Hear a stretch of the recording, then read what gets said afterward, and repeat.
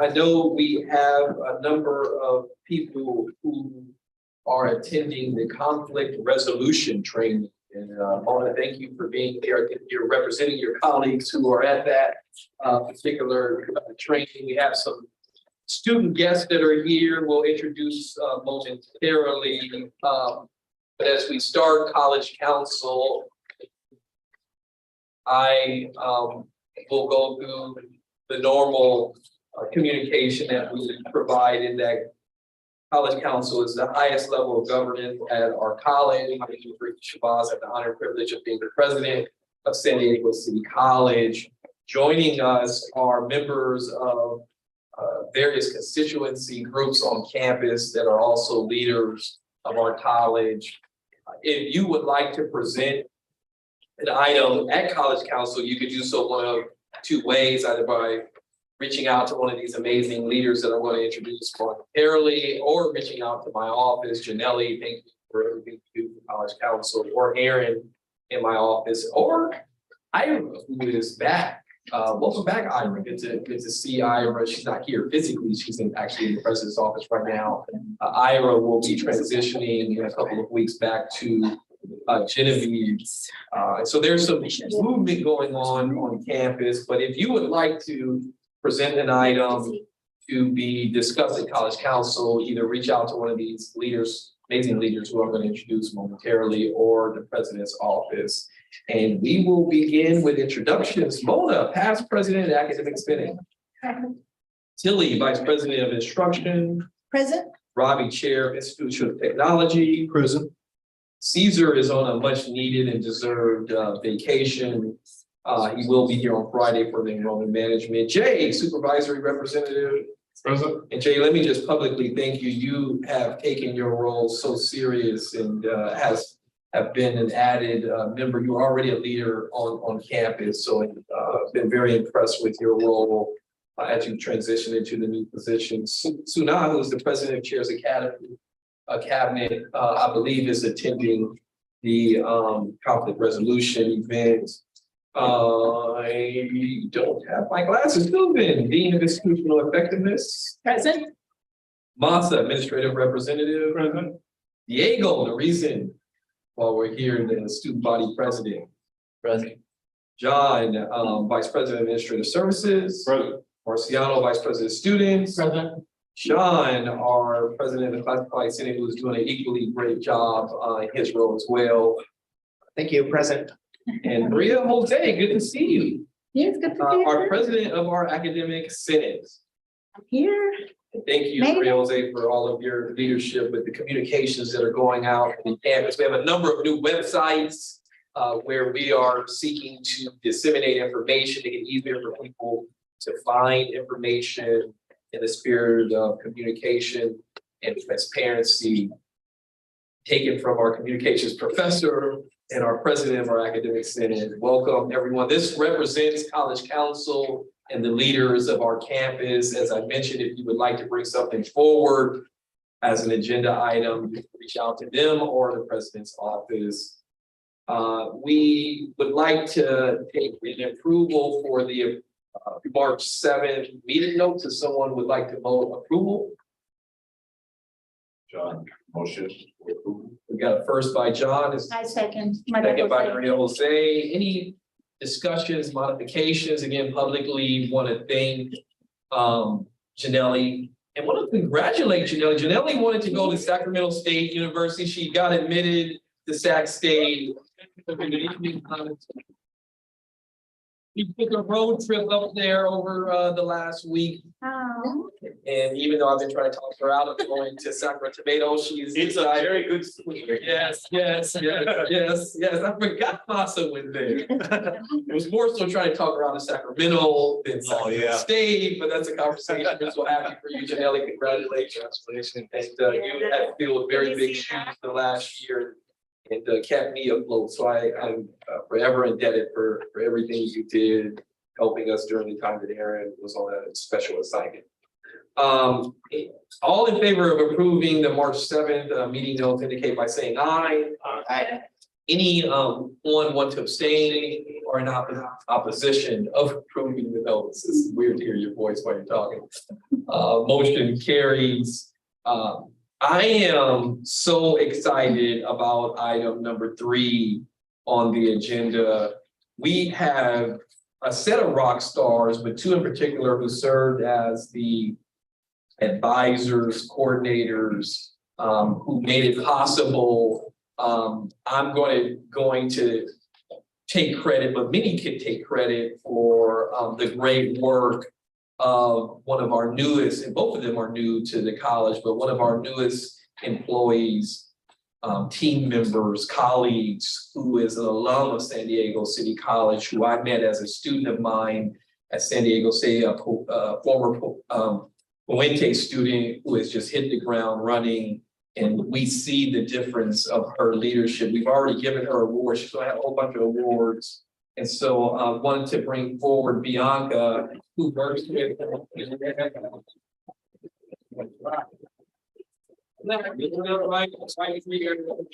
And also bring another shooting star, a rock star, who really filled equally big shoes while our Umoja coordinator was on sabbatical.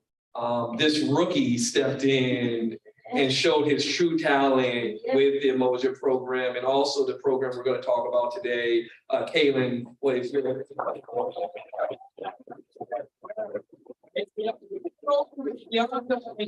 talk about these jackets and the reason why we're all here, these amazing students. I don't want to steal the thunder, but I want to give you all the floor to talk about the jackets and what these students, these amazing students accomplish. I mean, where do we start? Right? In terms of the jackets, thank you all. I don't know whose idea it was. I think it was yours, but thank you. We definitely went in, made a huge statement, right?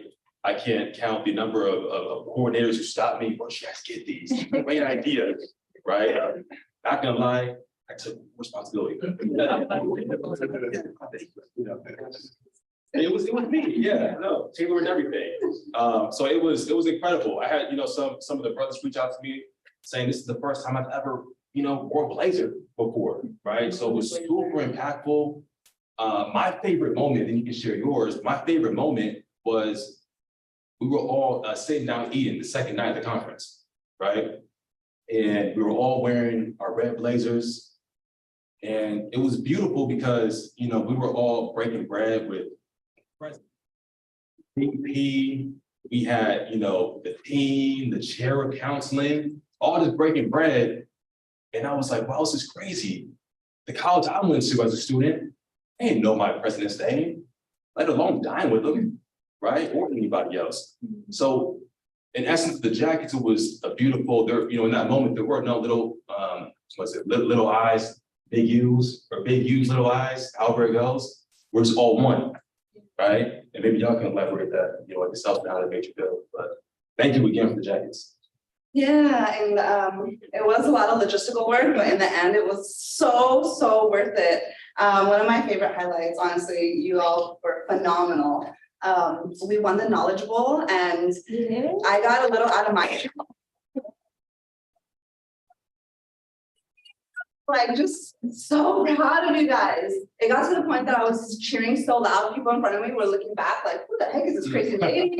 I felt like you all were my children, and I was just like shooting stars up there. So that definitely was my highlight for sure. And funny enough, we didn't actually have the blazers that night at the Knowledge Bowl, and I was like, you guys should wear the blazers, but we didn't wear them. And they won, and it was a little contentious because they actually tried to take away the winning trophy because there was a mix-up, but they definitely won. And then the next day, we were so, like, the word that keeps coming to my mind is proud. Just the pride we all had walking in with our blazers, all with City College, just like the unison, just the familial, like we all just felt so tight.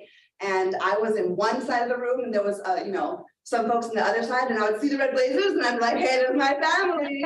So it was really a sign of unity. These blazers really brought us together. Like Kaylin said, there were some students who didn't ever even own a blazer, so now they do, and they proudly represent City College on them. So it was phenomenal to walk in as winners the next day with our very proud blazers.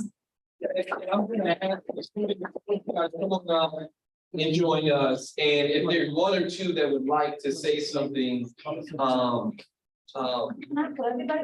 Maximus, I always like to kind of make fun of because he is probably taking advantage of every opportunity that he's had since he arrived. But why don't you each introduce yourself? If you're in the Moja, Hupu, if you're in any program, you introduce yourself, and certainly starting with our ASG president. And if you want to share something with the group, either about the conference or the experience, whatever you like, these are the leaders of our campus, of your campus. Like Bianca was saying, every time we were wearing our blazers, it was just like seeing the team. It's like, okay, I'm a little bit lost. And you see the red, you see City College, and then like, oh, that's my team. And then just wave to each other. Okay, we're here, we're united. We all represented City College as one, and built better like brotherhood and sisterhood. So just being able to not only like kind of gap up your homie, but just being able to hug and like, hey, I love it. That was one thing that I took out of the A2 Men conference. Yeah, so my name is Maximus Gastelum. But yeah, it was a pretty cool experience. I mean, especially for me, you know, I kind of had to fight my way to even get into the conference. But yeah, there's other details, but yeah, so I that's why I feel more proud of it, because like I earned my spot to be in there, you know what I'm saying? So especially, you know, being up on that podium as well, you know, I was one of those that were up on the podium answering those questions. That's why, you know, I got this one. So, you know, putting up that, yeah, it was the Blazers still was like a sense of like identity. You know what I'm saying? Like when I was there, I was always hearing left and right, like, oh, that's City College, that's City College. And it was kind of just like the red and everything. It was a bright red too. So I was like, so it was more noticeable. And it is true. Like once we got into the conference room, I tried to see red, and I already saw my family there. So it was, it seems like he said, the brotherhood. I mean, and I was telling Anthony not here, but he was a big part of the win as well. But I was telling him as well, I was like, you know, the win itself, I don't think it would have like, I liked it just because I won it with you. I told him that right there. I was like, it feels good because I won it with you. Like, that's the thing, like I won it with all these guys, and we were hugging right after that, and then seeing like the stress, because I know they were stressed about not even the bowl itself, but just getting there to the conference, you know, just getting to the conference. So everything, I just felt like everything just kind of paid back. The knowledge itself, not the knowledge, but what we got out of the conference was really, you know, motivational. And yeah, that's just kind of my point of view how it went. Oh, thank you. Hi, my name is Caleb Bryant, and I'm part of Hulu and a little bit of Moja, but I'm proud to be a part of this amazing college, including due to the knowledge book and everything else, our experience. It's just that's the first year as it went by pretty fast, but I also experienced a lot this year and reading through so much. I hope to do it again this year and hope to accomplish more with my pack, with my brothers as well, mostly, mainly though, but it also gave me a kind of poetic way of how I want to define myself, including what I want to accomplish one day with these guys and towards a better future, and maybe on to get on to the next point and also to the next challenge that has. So,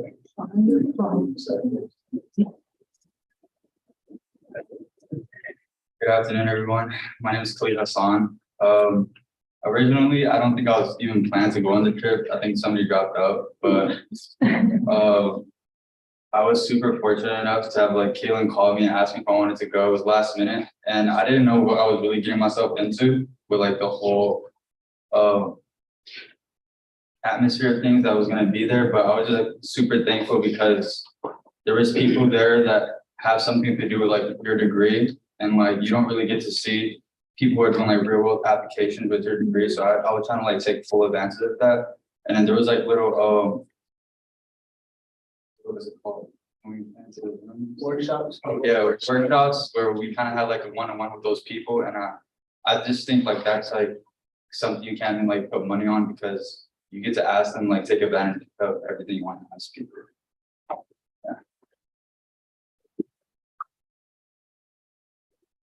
Hi everyone, my name is Hussein Saeed.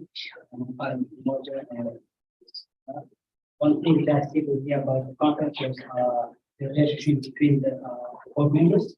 I really like when like they introducing each other, they're like, I mean, they all work together, but at the end of the day, like you look at like they're really brothers, love each other. They like they joke like it's just like us, like how people friends, and then they all were friends, they'll just calling each other their names. I really like about that, and I'm really trying to be more of to for the future. Hello, my name is, I'm kind of a little bit, within my first conference, I didn't know what I was getting myself into. My expectations of my life were kind of low, but when I went, it was like every day it was getting higher and higher. It was really fun. I was seeing many like Black people with doctors in their name, everything like representing, like these are people who've been through everything we have. They're up there like talking their stuff, and that's like we're really motivated. And it was fun also because like unity and everything, and we won the knowledge.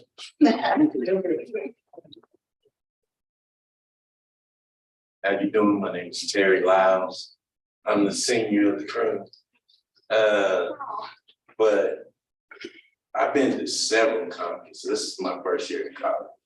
And I've been to several conferences, the Haku, Emoja, the Men.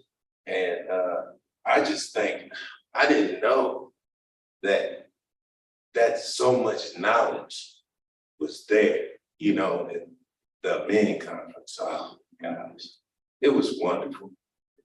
I can't put it all into words, but I will say that the camaraderie and everything that we had together, we came together. We didn't know if we were gonna win, but we studied. Galen, Bianca, they had opened up the center where we could study and get all them questions down. All our whole team ain't here, but it was beautiful. It was beautiful. They tried to take it. We prevailed. I'm very happy.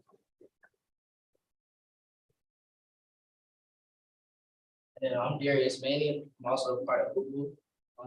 I think my favorite part about this conference was the knowledge book and like how we won. So the last round we were down by like a lot of points, but like we just kept on coming back, kept on getting the answers right, and we won like the whole thing. So that was probably my favorite part. Yeah. Just wanted Caleb to talk about what the knowledge, or Bianca to talk about the Knowledge Bowl, and if there are any questions, we would welcome the opportunity. So the Knowledge Bowl, it's set up, it's like a day before the conference itself, right? So the way I told the guys, it's like a Super Bowl, but like for your brain. Right, so it's split into like different categories, like Jeopardy style. There was Black inventors, HBCUs, Black athletes, the flags, all these different categories, right? And then maybe y'all can kind of go over like the studying process. Because the way we had it was, all right, you two, I just wanted to make sure that we didn't win by mistake or accident. Right? We worked with this, yeah. They had us in the first round, we were going against a college that, you know, two-peated, right? They won 2 years in a row. So I was looking for City College to prevail or to win, right? They put us there first round, get them out of here, right? We were the second time. You know, we made light work in the first round, right? Like I say to myself. But yes, maybe y'all can share just like the study and what we did. You know, how do we like prepare for it? It wasn't the fluke. Just let them know. It wasn't the fluke. Oh no, it wasn't. Go ahead. Yeah, no, okay, I mean, so we study, like, we just took, so, for example, it'd be like me and him, we'll take a topic and we'll just study together, like, we had, like, we just helped each other out with different topics and stuff like that. We quizzed each other. We split up in groups, like me and Maximus, we had sports. And that was part of the final round. If we make it to the final round, we get to step up and show that we're capable of that as well. So the whole team, from Bianca to President Shabazz, did you see the video? Man, that was pride. That was happiness. I felt it. And I thank you for the opportunity. It was great though. Yeah, thank you all. Any questions for them? Yes, Tilly. Not really a question. I just want to say thank you for coming here today, bringing this great memory to us. Great that you had a great time. You look fantastic. And I have to say, some of you, when you were talking and bringing up, it brought me back to the very first conference I ever attended in college. And I'm from Arizona and I actually went to Chicago. And I didn't know how to react in a city. So I kind of put myself in you right at the moment. What a great time you must have had at this conference. So congratulations. Thank you. I like to when you hear about city swag, it was on full display. Like, imagine these guys, 1,500, 1,400 people there, how daunting and intimidating that could be. And you guys dressed the way you were, walking in with that city swag, having it's more like we belong here. Like, that was very impressive. Folks want to know, who are you guys? Because you look like you belong. That's right. So we can tell, yeah. Yes, absolutely. First of all, I want to say thank you all for representing city. For me, I'm just reminded about how many students did not have that opportunity. And so listening to you all, it just reminds me of the importance of you all being able to come back and share that with other folks. I hope that you all take opportunities to really share with the other folks that didn't get a chance to go. Because I can tell you that I get a lot of questions about like, why do we continue to fund these things? How much it costs? How much do they cost? Why would we do that? And so but then I hear you all, and this is why we invest the money, because it's not just about going to a conference, what you get out of that, seeing your pride, seeing that you won, like that's the stuff that we can't put a price on that. And so I just want to say thank you all, and I look forward to seeing you all share that with all your other brothers and sisters that weren't able to attend. So kudos to you all. You want to repeat? We got it on the minutes. So. We have one more thing as well. And we understand we couldn't have been successful if it weren't for y'all and the leaders. We actually just want to present to you all the traveling trophy. We have to take it back from you next year, right? But we're gonna bring it back to you. In your audience. We need a trophy case. Thank you all. Trophy case,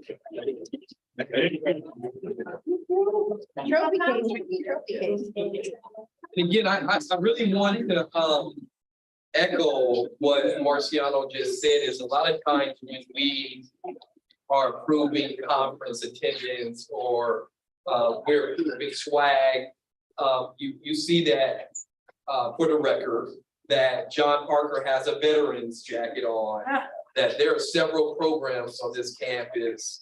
I don't know which one, Jay's got a jacket on for one of the programs on campus. Is that the new vet? That's probably the new vet. Yeah. So it's not unusual for our students to have swag from their respective programs. I hope what you walk away with is a visual of how those jackets may have changed the lives of those students, many of which have never had someone give them a blazer. And that was an experience that frankly, you know, it costs, but you can't put a price on it. And there was an academic component. Like, I hope we walk away that there was an academic component to this, that they competed against 12, 13, 14 other colleges. And the imagery of Black and Latino males using their mind to showcase a talent in a world that very often tells them to be athletes, or they can only be this or that, that this was an opportunity that many of them had never even seen themselves, to be in a room, full of 200 or 300 other scholars that were using their mind to compete in City College Prevails. So thank you to everyone involved in that. And thank you for College Council for showing them some San Diego City College love. Speaking of City College love, we'll transition to item 4 unless there's anyone else who wants to comment on that item. Hearing none, welcome Dr. Sanchez to provide an update on the intercultural centers. And good afternoon, everyone. I know Yaneli's gonna put some slides for you all. Just a few visuals. I like visuals. talking just to capture everyone's ideas in there. I think I just want to provide a quick update on going back to the philosophy of what we created with these spaces, and then kind of give you some updates of where we are right now. So with the next slide, I think this is the question that we ask ourselves all the time in terms of what we're producing for our students. We're going to continue to emphasize, are the students college ready? That's the philosophy that we continue to perpetuate in our education system in general. Are the students ready? Do they have the right math, the right English, the right X, Y, and Z? And so we're really shifting that into being more of taking the accountability on us and being our college student ready, right? So how can we as a college, how can we as departments be more mindful in the way that we're reaching out to students, how we're supporting the students along the way of especially here to the city journey. So very simple questions, but it's something that we think about a lot in terms of what are we doing as a department, what are we doing as an area of student affairs to ensure that we're modifying ourselves and updating ourselves in the way that we're supporting our students and their multiple identities. So with the next slide, you see, and you know, many of you have seen it before, in the way that it just captures some of the identities, some of the roles and experiences that our students have. And all of us have these, more some salient than others, but the way that the students or ourselves, these identities influence the way that we show up for campus, the way that they show up to our classrooms and our services. So we really have to have a hyper awareness of who are our students. So when we talk about who are our students, these are the information that we need to know and gather and emphasize in the way that we are providing our services, because there's no cookie cutter way of serving our students. We really have to be mindful about who they are and how can we support them better. And this is just a quote that I shared when I do this kind of work in terms of there is no such thing as a single issue struggle because we do not live single issue lives. And so again, emphasizing the intersectionality of our identities and how it is so important that as we were producing or creating these intercultural centers, that it was important for us to be mindful that these are umbrella identities, the ones that we want to emphasize, because again, we want to have students to pick one identity versus the other one. And so I won't spend too much time on the next slide, but I did want to put it in there because you're going to get it as a PDF. Because I received that question, you know, well, we have multicultural centers in other campuses, we have cross-cultural centers in other campuses. Why are we intercultural centers is the name that we selected. And so I just put some information in here. I don't want to go into deep detail into it, but the reason why we selected it was because multicultural really emphasizes individuals being in the same space. That doesn't really translate to engagement in interactions. Cross-cultural does have a little more of the interaction, but usually is designated to a common goal, a task. So they have to work towards that. With the intercultural as a term, it really focused on the relationship building. And it would say co-learning experience. And there's an investment, an actual personal investment that I want to learn from you as much as you want to learn from me. And that's the emphasis that we wanted to have with the intercultural centers, that it is a space where folks come in together, not just to be together, but to learn from each other. And so now moving to where we are right now. So we do have, again, the intercultural centers, which includes the Dreamer Resource Center, which was the first one established in 2018. And that focuses on our Dreamer students and documented students at large, where we also support students with mixed status families, means they may not be a documented or Dreamer, but they have a family member who does. And so they want to seek some support as well. And that's in the AH building. And then in the L206 space, there now we have the First Gen Hub, the Pride Hub, and the Women's Hub. And again, all for our, again, umbrella identities, where you can be any gender identity, socioeconomic status, religion, ability, and be any of these identities. So that's kind of we use a language. They're umbrella terms for these identities. And so now we have the L space open Monday through Thursday from 10 to 4. We were able to add a few more hours from the last time I was here in January. And then the Dreamer Resource Center, we had some changes in personnel, but we were able to now have a new counselor, Rudy, who's going to be supporting the space Mondays and Thursdays. And now we're moving to having other staff to keep the space open longer. So we're working on that right now.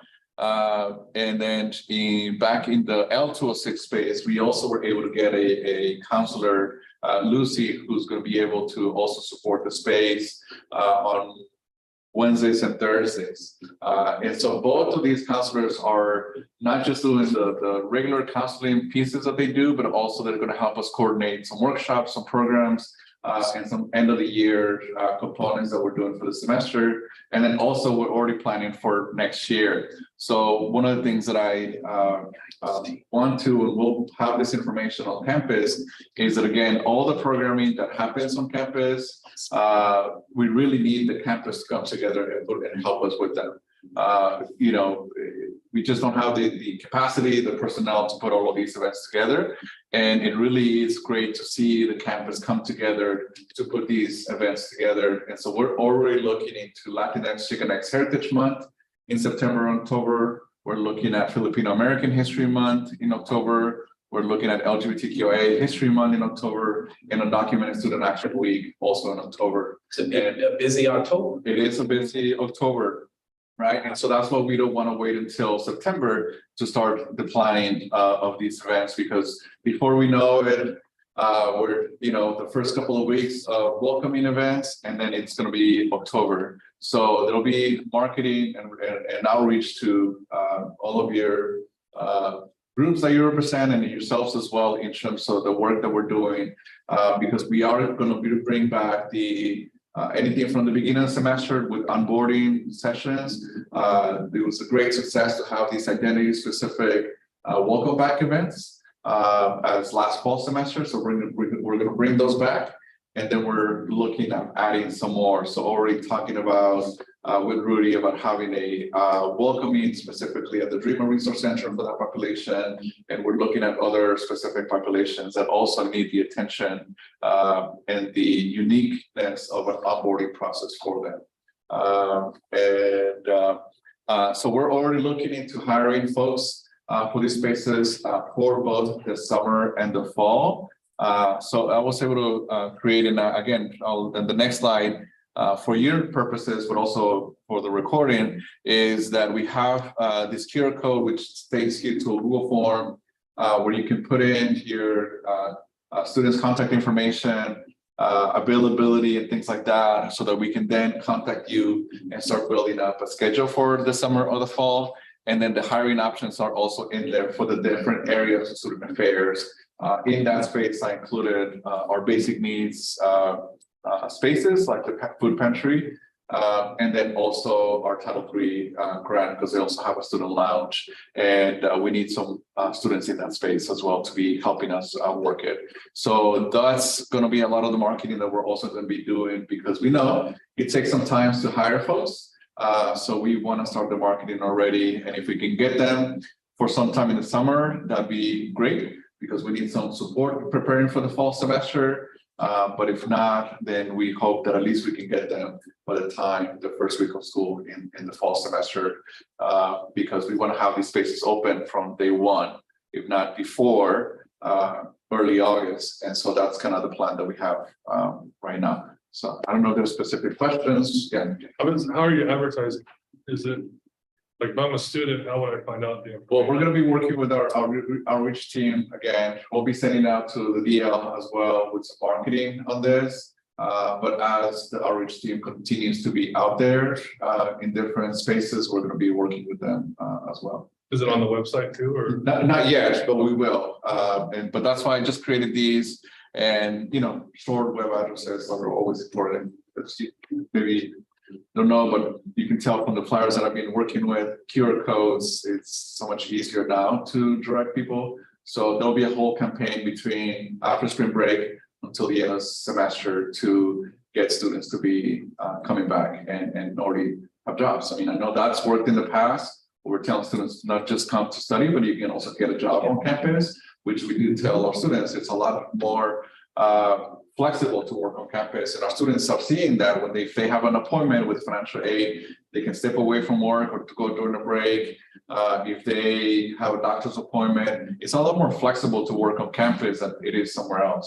So that's kind of the marketing that we're going to be offering to our students, that there's a lot more benefits to working on campus and other places. And also we treat these positions as somewhat of an internship experience.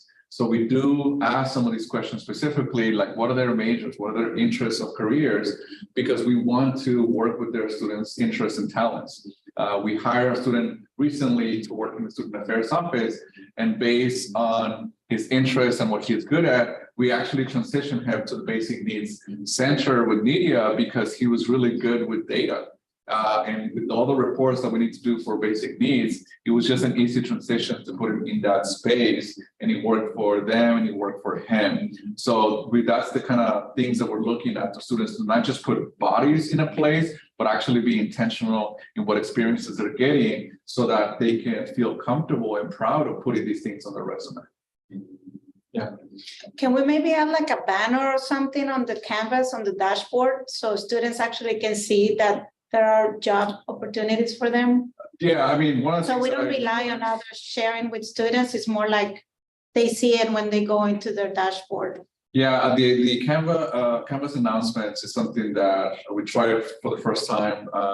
Thanks to Aaron for promoting Basic Needs Center, the pantry. And so it was one of the first ones in the spring semester, and we were able to get a foot traffic, and we were asking students, how did you learn about it? And it was a Canvas announcement. So I know there's like limitations of how many, because I told Aaron, if you let me every week, I'm gonna send you something. Yeah. So I'm trying to be mindful of that. And but there's we a are difference between like an announcement, which is kind of an email to them, but it's actually, I saw it for the City Woman Rock. So there was put like a banner in there. So when people open their Canvas, they can see it. And I think this should be priority because it's work for students where they get paid. So they get an opportunity to be a student and a worker here. So that would be great if we You can get do special something like that. Yes, we can. Yeah, Aaron helped with that too, so. You get special.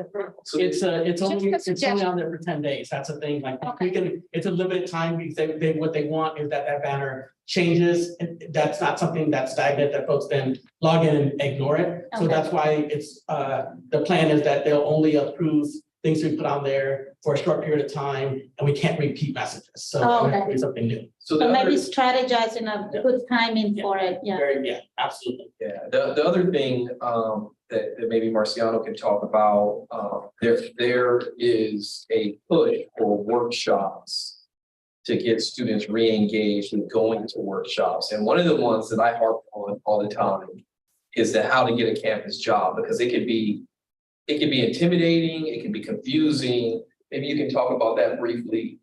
Yeah, so we started offering how to get a campus job workshop. We had one last month before last, we had about 60 students that showed up. The nice thing about it was that Clarissa did it in the Welcome Center with financial aid. And then she had some other folks come in and students were walked through the entire process. We're also now working on for our next how to get a campus job workshop is to have the folks from the fingerprinting office to come and actually do the fingerprinting for students there so that they don't have to make their appointments. Because one of the things that we were seeing that sometimes get caught up with students didn't have to go to the office on Frazee to get there. And so we did coordinate with them that they are able to come and do kind of a mobile thing. Part of it is that students will show up and they don't have all the paperwork and they don't, it's something. So we're trying to tighten that up a little bit, but the plan really is to continue to have monthly workshops for students for campus jobs. And what we would hope to do is actually get folks who are looking to hire students to come and present, because there's something different about me coming and saying, hey, this is how you apply to have a campus job. But then if you can really talk about this is what I need. And so like in this last one, Miriam from CalWorks was actually there talking about the students she was looking to hire. And so it was a different game changer when Miriam and Clarissa were able to talk about the jobs that they were actually hiring for versus just kind of in general saying, get a campus job. That's awesome. Because actually Clarissa would walk students over and did interviews in another office. So after they filled out the application, she went right into an interview and was able to do that. And then financial aid was there because then they could help them talk about like, how does this impact your financial aid, those kinds of things. So really well done. And our hope is to have those on a more regular basis. That's amazing. Marciano, it would be good for you in the next meeting to walk through workshops and communications. And I would ask that, I've seen them because I keep asking about them, but how do we market? Because for the first time, because students have email addresses, we can send this stuff directly to the students, right? So between the Canvas shell and direct email, which we're doing, that's how we're informing the students. But now the part that we've been talking about is how do we market what we're doing to others who are not, if you're not Clarissa, if you're not some of these folks, you may not know that these things are going on. And so I'd ask for us to add in the next agenda, Marciano, to talk about the workshops and the communication with respect to workshops. And I'm using that term to capture all the student success activities that are going on in student services, and how to get a campus job is one of many, because there are these workshops happening every Wednesday in the Welcome Center that we can highlight here at the next meeting. I think Sean had a. Just kind of sharing and kind of opening this up is that there's a wealth of employees here at the campus in the district that started work here as in this program. And I'm wondering if there's anything that population, that group could do to support. Sounds like a panel. Yeah. And maybe reaching out to alum of working as a student worker, just keeping that as an active directory. Yeah, great suggestion. Yes. I wasn't sure, Adnan, when you were talking about the intercultural centers. Is there still one in the S building, or is that no longer existing? So they took it off from there because it's now part of the Title III grant. So it is a student space, it's now mainly as a study space. And so now it is open, as long as the building is open. So it's before there was a limitation that there was no personnel to keep it open.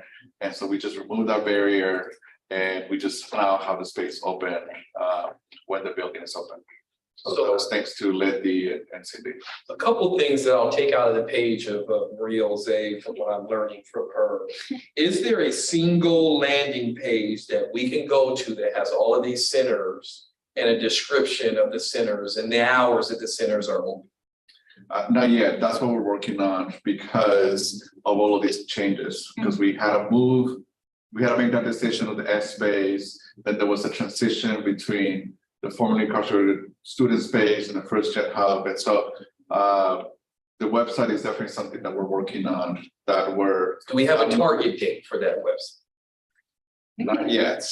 Okay. And just to add to that, this is actually something that Diego spoke about when we met, the three of us, we were trying to meet, and that's something that he said students want to know, where are the spaces where students can go. So maybe, I know it takes time, but in one webpage to literally do like a map where everything is, and maybe even interactive when people click on it and it opens and it tells them what the centers are. Video or something? No, interactive, like you click and then it opens almost like a pretzel.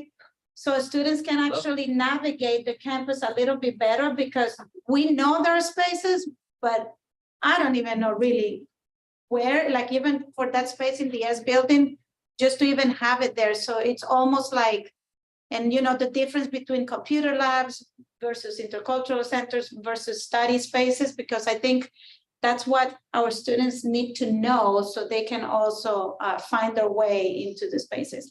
And I also wanted to give you a kudos for that definition of intercultural, because that's what we teach intercultural communication, and it's a very specific, so it's different than cross-cultural, and that's important because words do matter. So I'm really thankful that you brought that clear definition, that this is more of a relationship building within and across different cultures and people. So Yeah, I That learned was quite powerful. I learned a term from Don that I love when he uses it, and it's the intersectionality. Yes. And all of these things, right?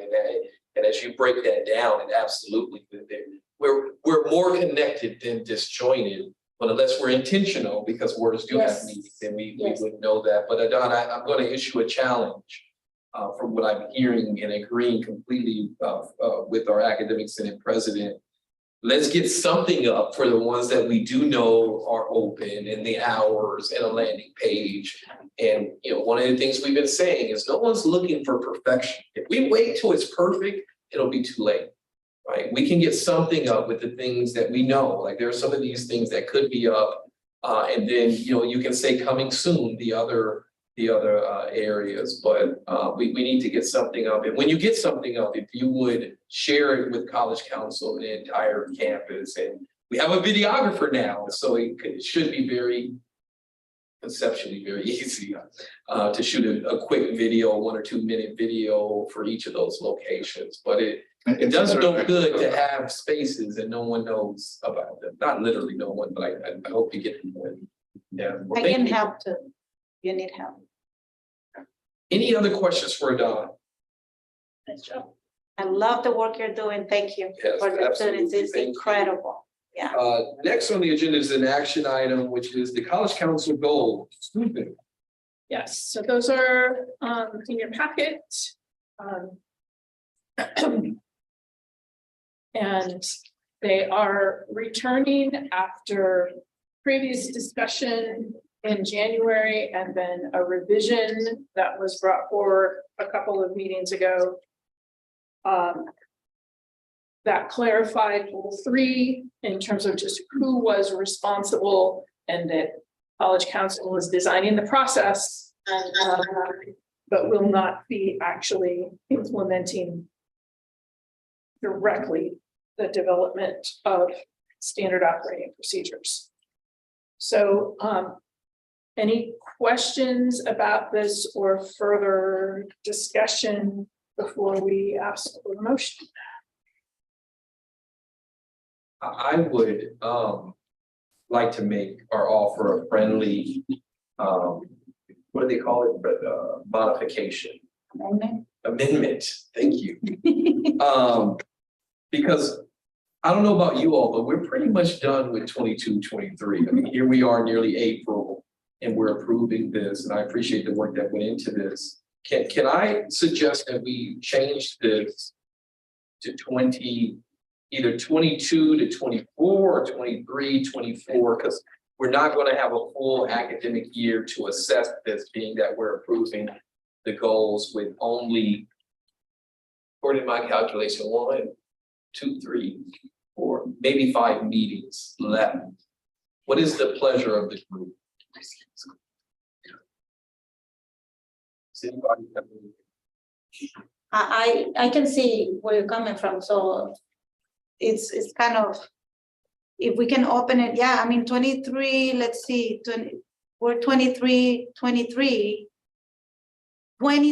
oh my God, what my numbers, so are these, meaning the I got it. I don't know what to try. Could I try? Please say it. I think I'm gonna say it a different way. Correct me if I'm wrong. Say it. Since we only have a few months and a few meetings left, if we intend to work on this during this starting this year, we ought to say 22-24. If we plan to start July 1 and on, I think we should say 23-24 to reflect how we're doing. Thank right? you. That's literally what was So in I my would mind. recommend 22-24 then, because goal 1 is work is already underway on that. Yes. So But that I will think give us the key is, more. are we okay? Susan, what would be your recommendation in terms of assessing the goals? Would we do it in May? Would we do it? I mean, you could do assessments could occur. Because that's the next step in this, right? What is the assessment tool and at what point would we assess it? I'm okay with us assessing it June, identifying progress, and then reassessing a year, because then we have 2 data points to measure. If that is the pleasure of the group, if there's another suggestion on the floor, that's the other piece of this. I like the 22/24, but now there's an assessment period. So the initial assessment this coming June to see where we are. Yeah, because we're moving with the mission, Yeah. so that'll be a good point to kind of see where we're The at. fact that we came up with this is a progress in its own, so Yeah. Yes. Yes. I concur. Okay. So then is there any further discussion? I mean, we'll come in terms of Robert's rule to discussion again.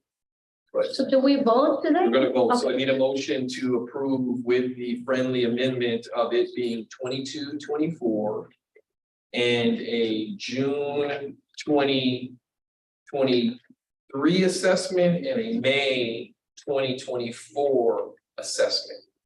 So moved. Is there a second? I second. Thank you. Any further discussion? I'm gonna call the vote just so we're clear that these are the College Council goals for 2022 through 2024. And we will assess the goals in June of 2023 and in May of 2024. All in favor indicate so by saying aye. Aye. Anyone want to abstain or oppose?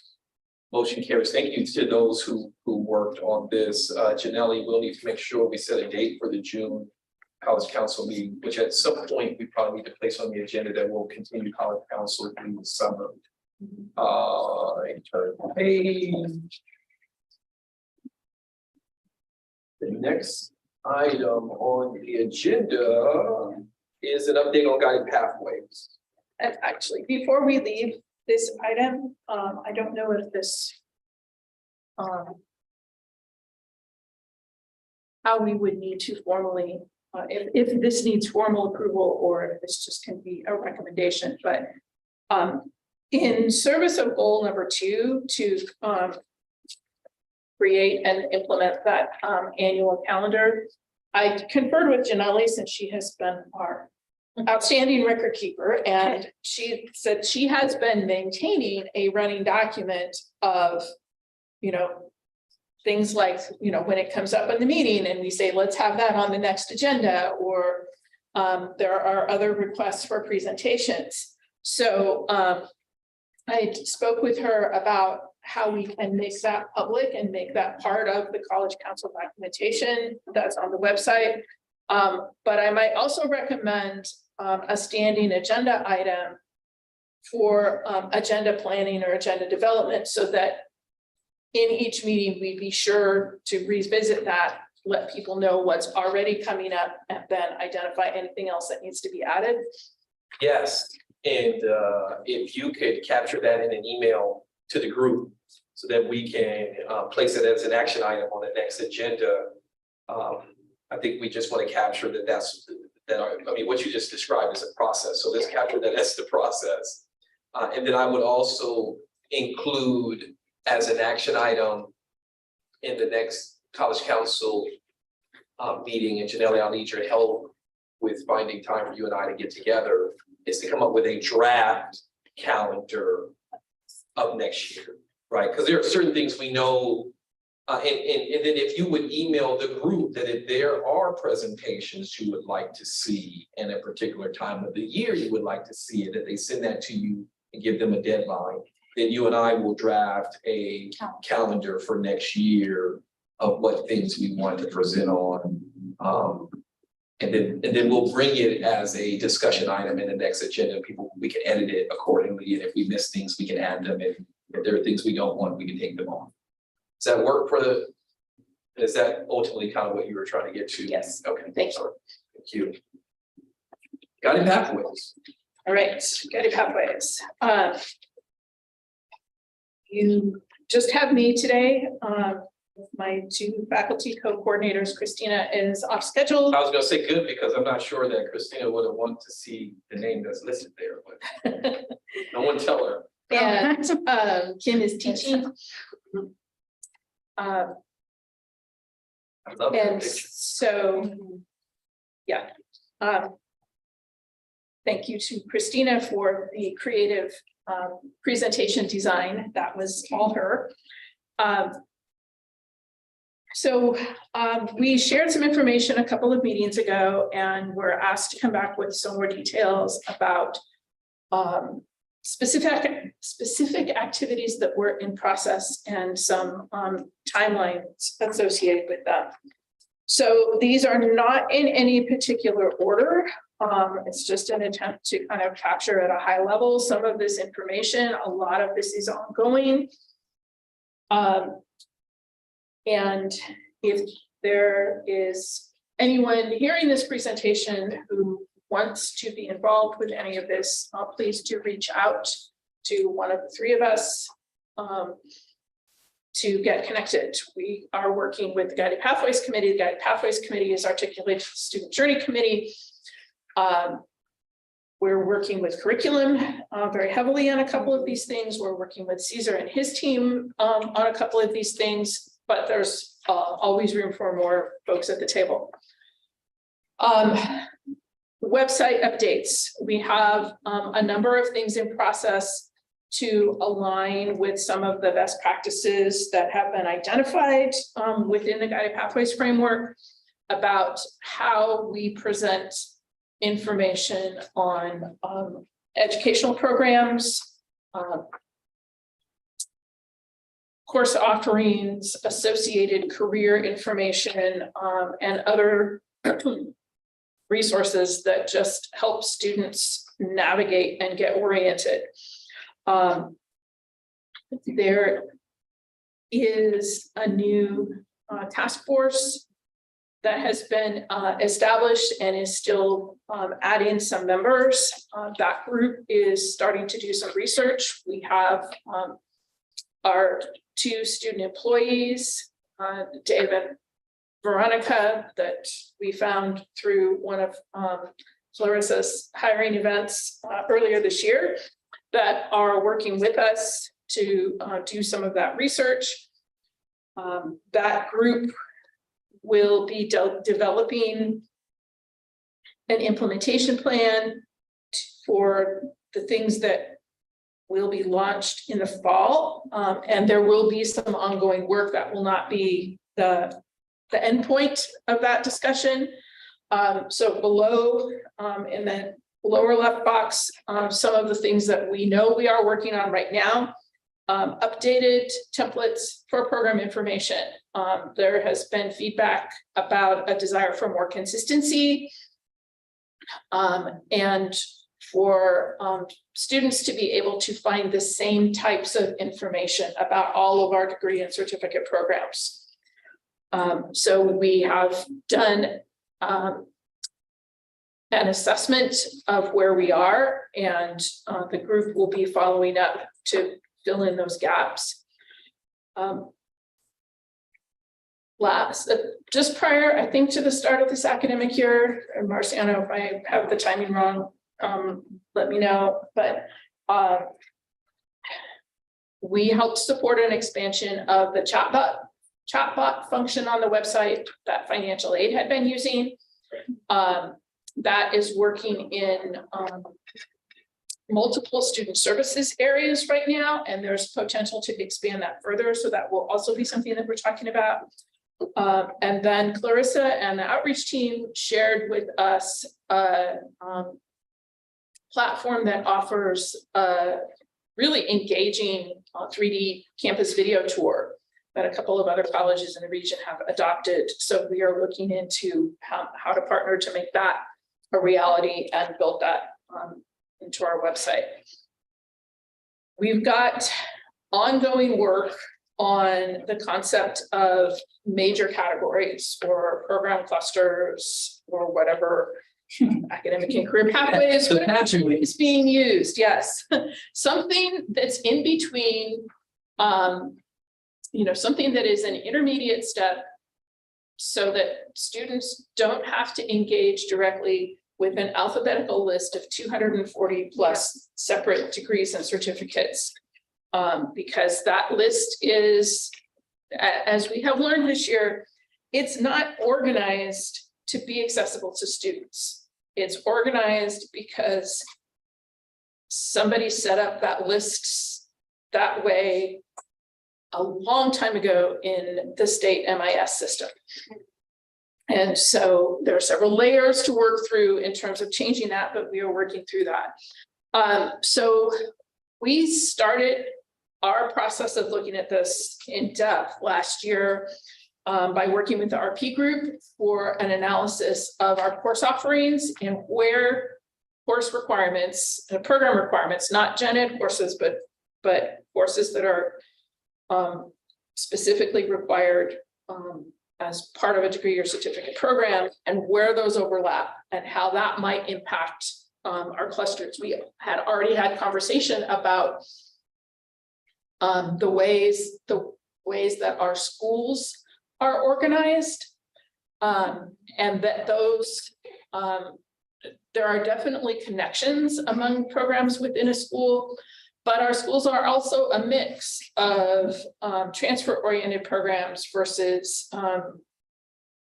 career education-oriented programs, short-term certificates, full 2-year degrees. And again, not always easy for students to navigate or to understand those relationships. So the analysis from the RP group gave us a starting point of 5 potential clusters.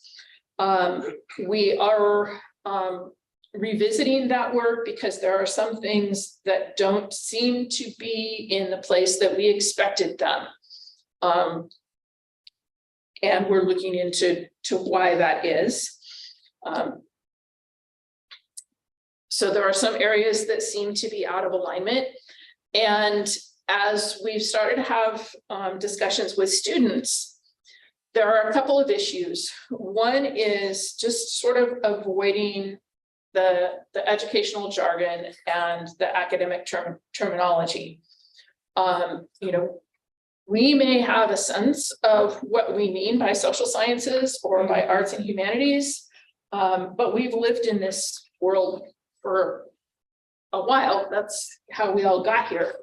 And, you know, that's not, you know, it's not as apparent to students that arts and humanities can encompass everything from ceramics and studio art to our graphic design program, which is very integrated with industry, to literature and, you know, talking about big ideas and the things that make us human. Mm-hmm.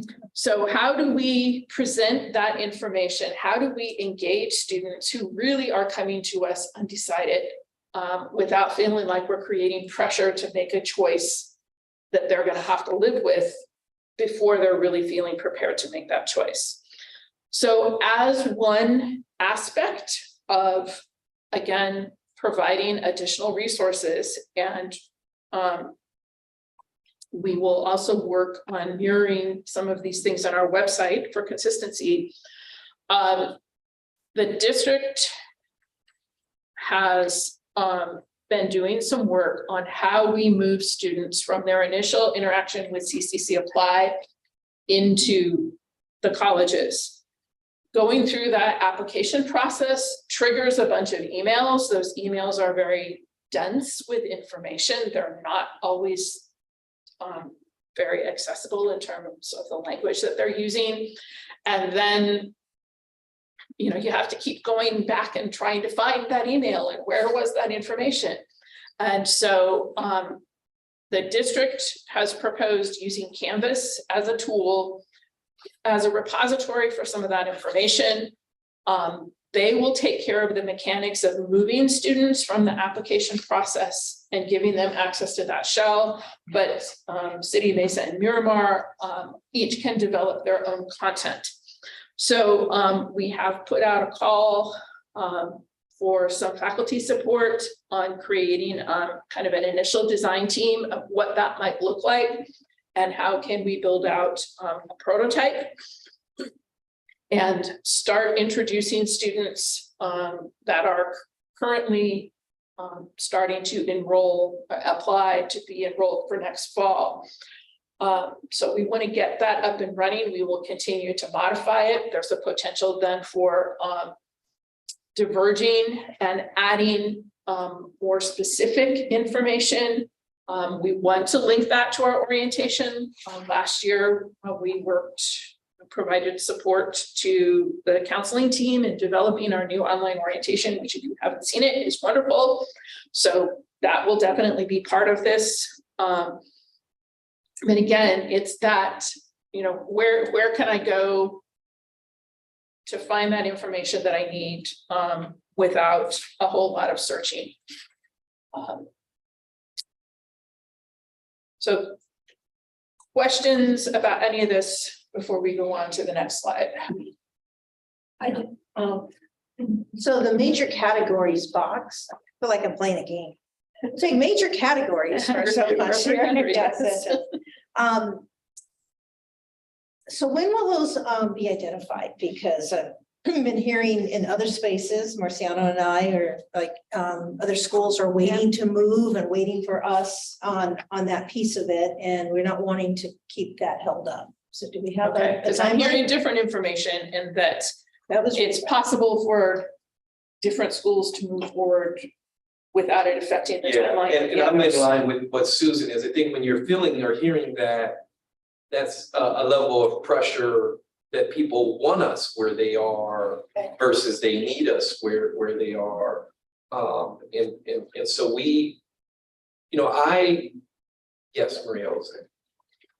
Well, I a little bit disagree with that because we have been working on guided pathways, we should for like about 6 years. So I'm just a little concerned because from everything else, website enhancement and shell, if you look at it from like the umbrella, I would say the major categories is almost like the basis for everything we're doing to really create those pathways for students, which is really what we're gonna have on the website, what we're gonna have on the Canvas, what we're gonna have on.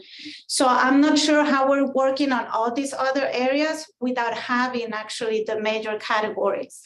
Because that is the mapping and it's the same for each department. At some point, it would be great that each one of us in our programs, certificates or careers, we have a mapping so students can actually also see how they are moving through whatever they chose. So I'm a little concerned because it has been a long time coming. And I think that if I were to look at it, but I might be mistaken, that would be the priority for us to actually move forward because it's not just for major, it's not just for also degrees, but guided pathways is everything. It's a holistic approach on how we serve the students from student services to degrees.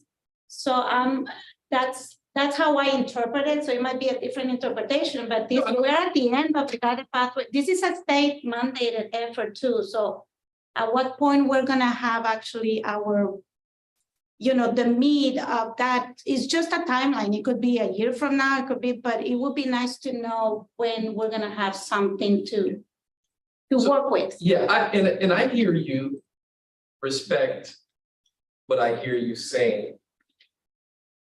The challenge when I hear 6 years is that the faculty leadership, when this came forward, was very specific in terms of their view of this. And frankly, I aligned with their view. I remember. I'm excited that you're excited about this, Nate. I'm super excited. But I also, as an educator, I would challenge us, and as a historian of some sorts or social scientist, maybe that's a better way to put it. These interventions come and they're sold to us as this is going to be the best thing since sliced bread. And frankly, I'm not convinced that it is. But if you're excited about it, then we'll get excited about it. But I'll tell you I am convinced that it's something to help students. I'm always thinking about the student. What else? Yes, it's another initiative, but it's there. So there is no going back. So it's something new. So it's how can we better serve students? I personally, my education was through pathways. So to me, it was very clear. I was never lost into which courses I need to take to get to where I need to get. So for me, if you simplify what it is, It's a holistic approach and it's really trying to guide students. And we don't have to, and counselors are to me, they're some of the most important people on our campus, right? Counselors, academic counselors. We just don't have enough people to see all the students that we have to really guide them through the process. So this is another way that students can do that would allow them to guide and to have their own process without getting lost in the middle. That's how I look at it. Yeah. I agree with Rio, is that just having a guided way. So when you're going to transfer and you have to submit your I don't remember what it's called, but I guess. no, Ed plans. something to transfer to your four-year university. Application. Appeal. Yes. When you're submitting your appeal, you don't Your want come on time of your appeal and be like, okay, I'm ready to transfer here. Here it is, and it's like, oh, you were supposed to submit this actually last year, and then it's like, oh, so you're saying I have to wait a whole another year to get appealed for graduation to graduate with my associate that I already earned, and then now I just missed a whole year of school. So just being able to see it, not just to be able to see what's ahead of you and not be moving in the fog blindly, hoping you're on the right track is something that would be helpful. And again, conceptually, this all makes sense. But there's a point where the rubber meets the road. And that's ultimately where we are. And that is, administration is not in a position to group these things, right? This has to be faculty led. And there was a period when the faculty leadership was very crystal clear that this was not something that they were in support of. And so we certainly, as the administration of the college, I don't even like using that term, but in this case I have to, can set up the meetings to do the group piece, but it is ultimately the faculty. And that's where this is going to get very interesting, particularly when it comes to, I mean, there are certain things that are very simple, right? The science piece is fairly simple because I would even say that already exists in science. But when you start going between certificate programs, and I would even say it already exists for career education. Like those two really are the perfect examples, in my humble opinion, that they already exist. Where it starts to get complicated is the social scientists and the degrees and the certificates.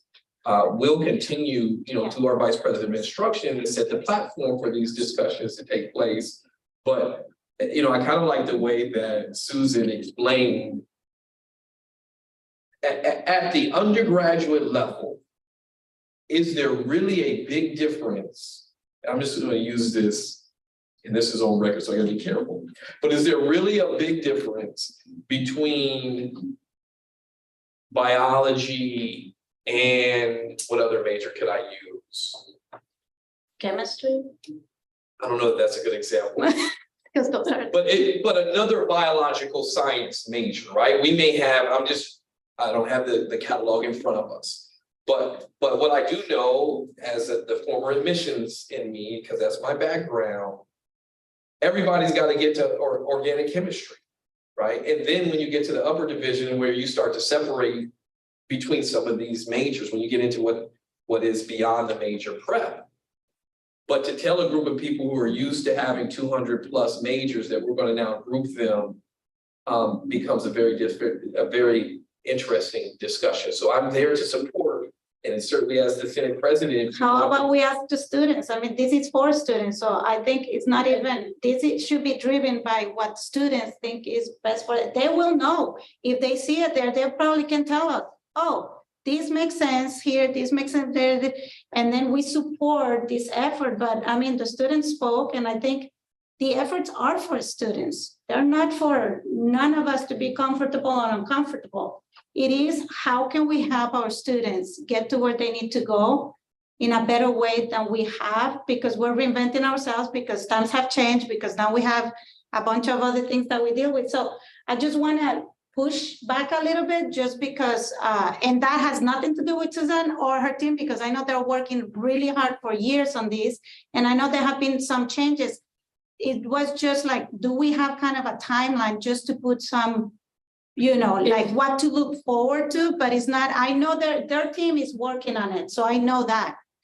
If the timeline, you know, to one of the points that Ricky mentioned, you know, this is not something that anybody has approached as a decision that can be administratively driven. And so if faculty are going to have the opportunity to consider proposals, realistically, there isn't space for that to happen before the end of this semester, so that's probably going to be in the fall. So the intent is to recruit some folks. We've already been working with the curriculum committee, you know, support some folks putting in some time on this during the summer.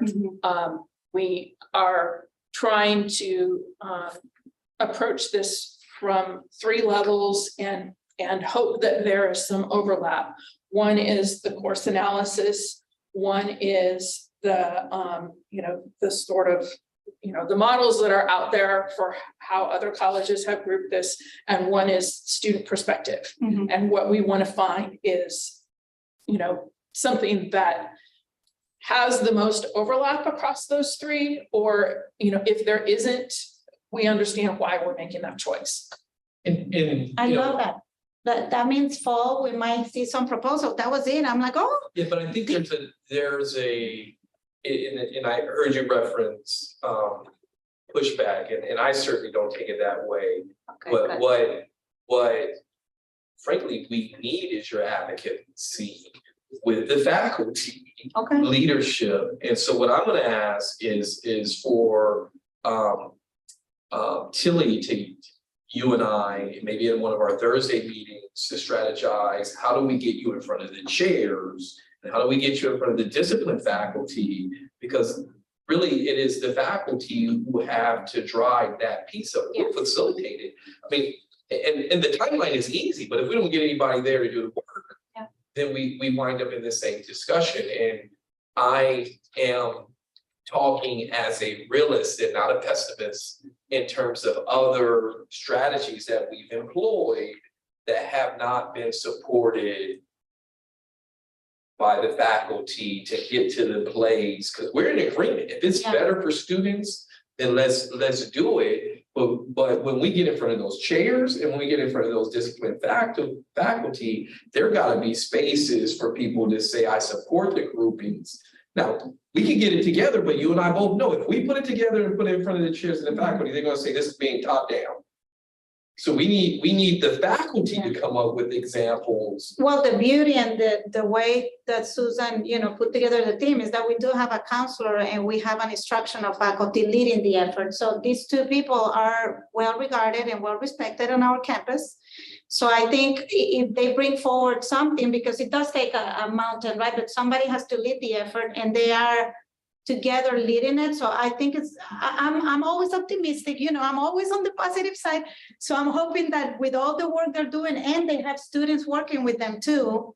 And then, you know, we include ASG and then maybe other people. So I think something great will come out that they can maybe share. And then maybe faculty at that point is where we can actually also help refine it. But No, and I agree. Yeah. So what I would ask in terms of an action item, right? Because I'm with you, I want action too, and I want movement. Tilly, can you get with Maria Jose and get her to the next chairs meeting and just put this on the She next? comes to the instructional. Okay, but so can this be?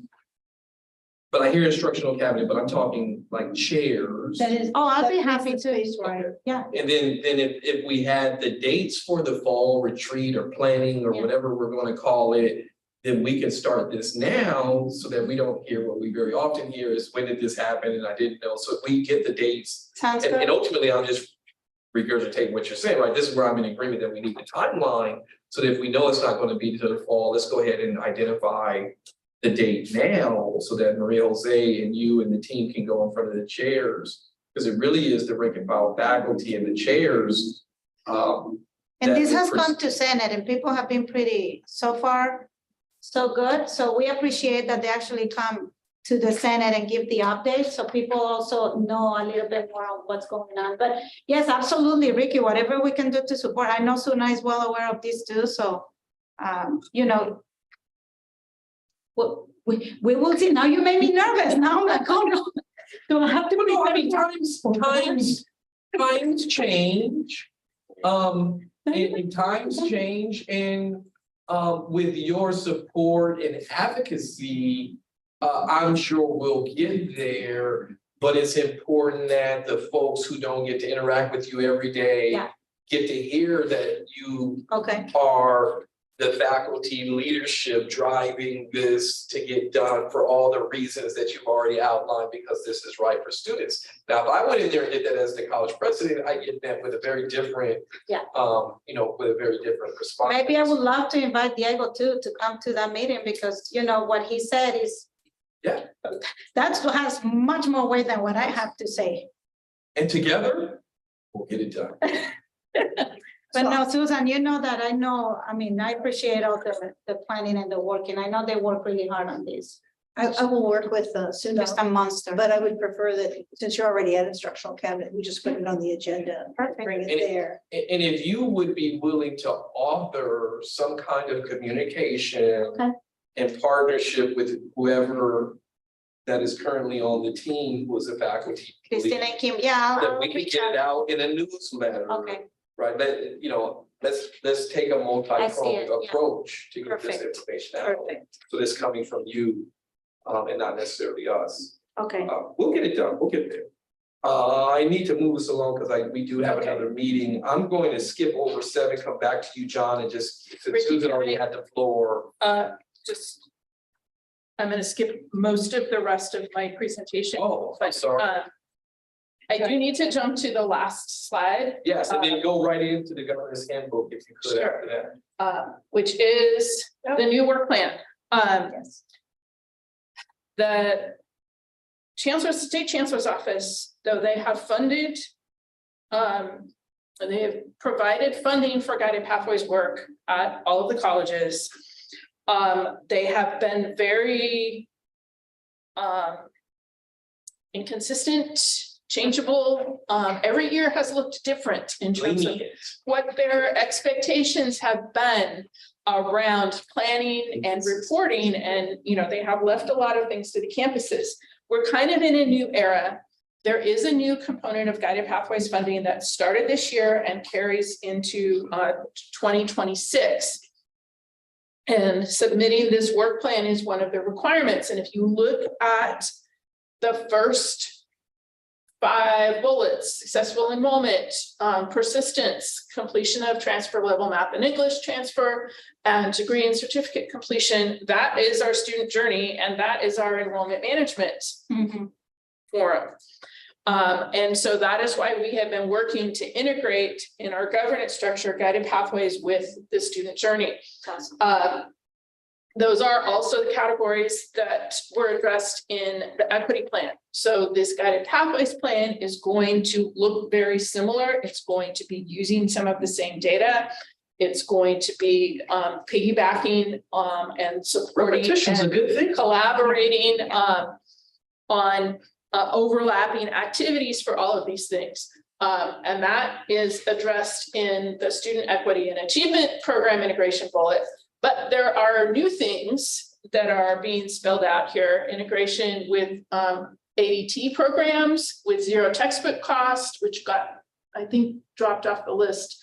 It may have been cut off, and with strong workforce, and then also with adult education, again, San Diego District and North Orange, and we may be the only ones.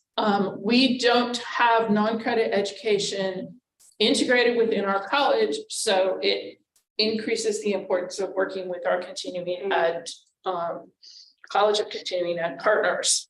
So this just came out about 2 weeks ago. It has a June 1st deadline on it. Speaking of pushback, there's been a lot of pushback about that not being a realistic timeline. Just not enough time in the Yeah, day. that doesn't sound. Yeah, that we will be bringing this to Student Journey on April 7th and having more discussion. We hope to approach this in a similar way that we approached the equity plan development, in having a small group leading dialogue around each of these components, and then bringing all of that together. We may need to ask for some flexibility on that deadline, and again, the folks in Sacramento are not thinking about the academic calendar when they set these things, and don't take into account That we weren't just sitting around waiting to do this. If I can add, the Guided Pathway Region meeting that we just had yesterday, they talked about this June 1st deadline, and Miramar had mentioned they needed to get this in by April, another to get to all constituency groups. And they said, this is not a plan that you would need to go to all constituency groups. I just want to make sure. All plans need to Yeah, go through. it is not a state requirement It's not a requirement. that the constituency groups sign off, but there was a lot of pushback when Share. that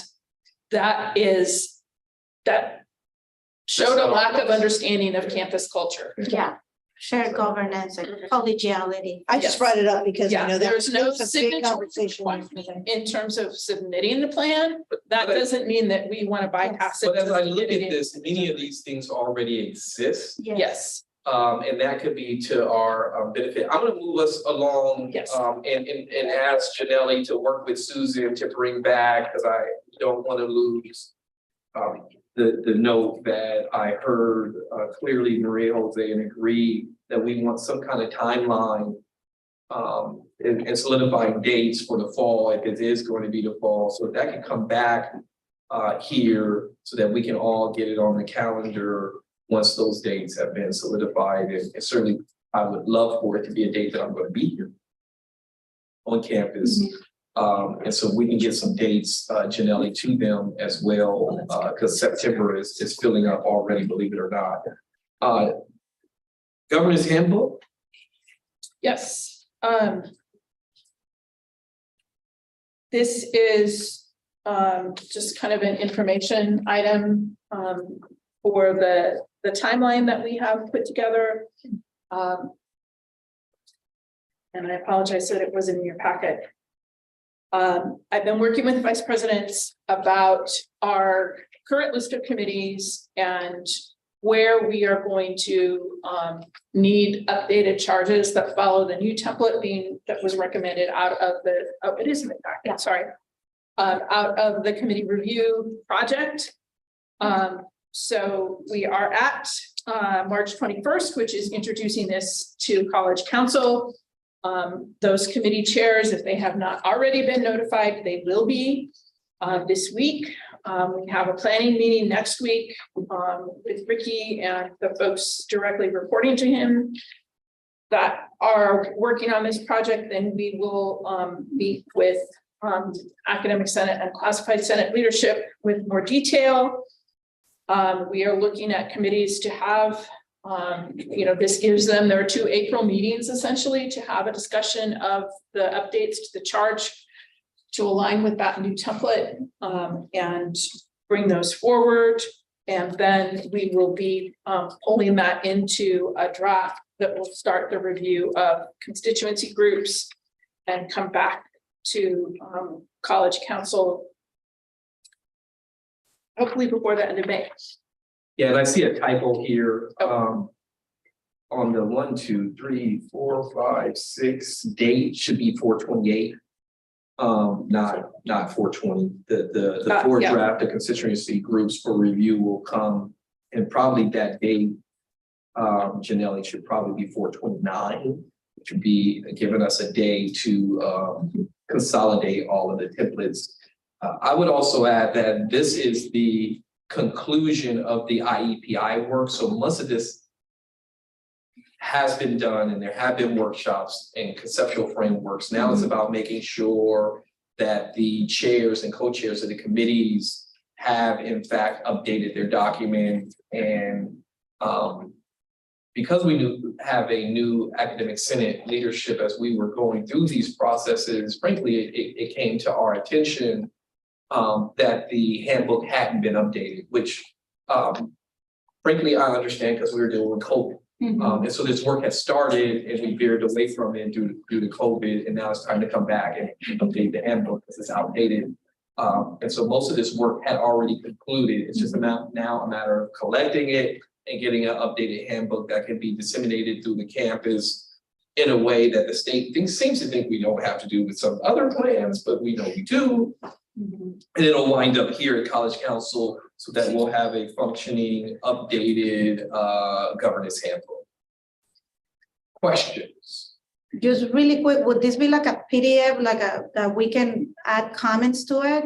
How would it be disseminated? So to make it easier on whoever puts it together? I think that's what we're going to need to decide. Oh, okay, perfect. Like, so whether we use Teams or Okay. we're going to be. So I know we meeting- did something with the catalog that was super helpful. So I don't know who did that, but that was so good. Angela. And Yes, it takes a so can lot to manage. Takes a year to do. Ah, Yes, we're gonna come together on the 5th and agree on what template and who the players are. And that sort of thing.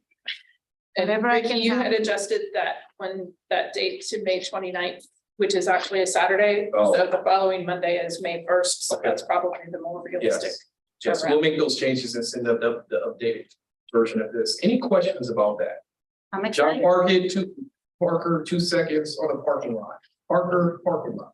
Parker parking lot, 2 seconds is, we're actually planning to restripe and open that parking lot. It'll be pretty much similar, if not. What is that parking lot, John? Lot 10. Parking lot, Exactly. sorry, parking lot 10, right here next to the bookstore. So we old P building and the new Central Park. Construction, yeah. The new Central Park is what we're calling it anyhow. It's going to be striped and labeled pretty much the same as it was before with presidents, 3 vice presidents and 3 for president or president's guests, if you will. 1 ADA, 1 3-minute loading, and the remainder, which I think are 10 1-hour visitor parking. Very cool. 12, sorry, you had a question. Okay, no, that's it. So timeline is as soon as the district identifies the funding, it's gonna be weeks, not months. They're in the process now. They have it teed up to go. And for any day I'll get an update on when exactly we'll open that parking lot. So you guys will have it. Yeah, can I challenge you to send something to the campus about the parking lot, but even more so the parking lot for anyone who's not aware? And frankly, I only am aware because I drive by it every day. The fences have come down in that section of the campus and it's actually very beautiful. And we probably should figure out a way to either do a grand opening or at least communicate that if someone wants to take a break, that's a good place to walk. If there's some ambiance down there. I only happened to know it because I drove by it. I was like, oh, that's pretty neat. It is pretty. I need to find a way to get down there. Yeah, it is. Well, yes. You challenge accepted. Thank you. Speaking of challenges, well, number 9 is a quick one, and I'm gonna take credit for this. So please don't be mad at me. But one of the things that drove me crazy, I hate going to the bank, and I don't know if I'm alone, but I hate going to the bank and I hate writing checks. Who does that anymore? Yeah. And so I would get these reimbursement checks after going to a conference or whatever, and they would just sit in my car or my house for like weeks, mainly because my credit union is not local, so I had to figure out which one I was gonna go to. And so when the new vice chancellor came, I said, look, there's just one thing I want from you. And she said, what? I want a direct deposit, just like I get with my regular paycheck for my reimbursements. I had this 20 years ago when I worked at UC Davis. To her credit, 3 weeks went by. I got an email, I think last week, and she said, Ricky, I got it done. And so we're gonna send a campus email out. There's a sheet you have to fill, but for those of us who go to conferences or travel, we will no longer have to get those paper checks that none of us want to take and deposit in the bank. I know you can do the picture and that sort of thing. My bank places a 3 or 4 day hold on that. Yeah. So we are going to have the same level of direct deposit when you fill out this form. It should be, Janelle, did that get sent to everybody, the actual document? Janelli will. It was shared with the campus and it's accessible. Yeah, so there's like a, what would you call it? It's called an There's a authorization. form that you need to fill out in order to authorize the district to do it. I highly encourage everybody to do it. The vice presidents are gonna share with the deans and the managers will push it out. I don't know if that's why I'm getting excited over this. I just don't wanna have to go to the Very bank. exciting. I'm just amazed that you keep checks for 3 or 4 weeks in your. Trying to catch the line today, I get it. And we were talking $40. Because my credit union is somewhere else and it's just it's a hassle because I haven't found the time. 'cause I I'm think it's working all the great. time to Thank make you, everything count. that's. Last thing before we adjourn, the enrollment management forum. Thank you, Maria Jose and the team who worked on this communication that went out yesterday. I believe, Susan, there are 39 faculty who signed up was it 38? High 30s. High 30s faculty that are signed up. There's still time to sign up. There's over 90 people signed up to come. If you put it in perspective, our number of full-time employees is about a little over 300. So we've surpassed about 10 or so percent. And so that is a great number, but there's still time for people to show up. Diego, I want to thank the student government. I believe they're going to cancel that meeting to that day so that they can come.